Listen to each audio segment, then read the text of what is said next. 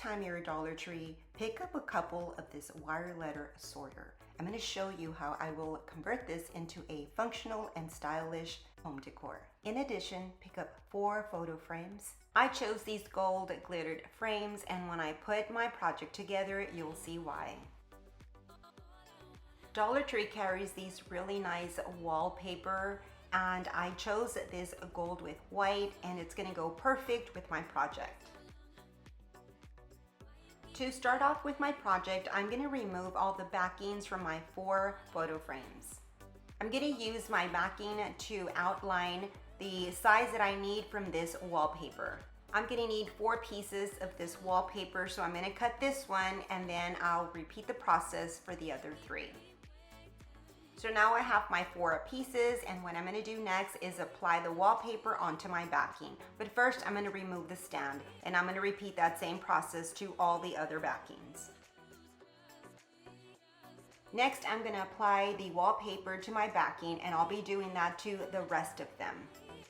And once I do that, I'll put it back into my picture frame. And this is what my picture frame looks like now. I'll be doing the same thing to the other 3. Next, I'll be joining these 2 by using some super glue and also hot glue. And they will be glued together back to back, as I'm showing you right there. And I'll repeat the same process to the other 2. So now I come in with the wire letter sorter. So it has a longer bar, as I'm pointing out right there. Now what I'm going to be doing is super gluing and hot gluing it there along the bottom side of the picture frame. I'll be using a pencil to stabilize my wire once I add the glues. I'll be using this gel super glue.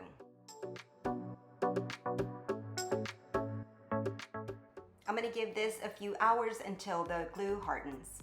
Okay, so now that I have these 2, I've made a bookcase. This is not only stylish, but it's also very functional because you still can store some of your letters there on the wire.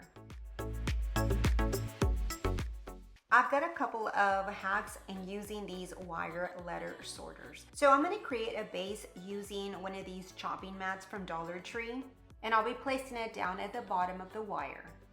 So as you see me there, I place my wire over my mat, and what I'm going to do is just outline what I need to create a base for my wire.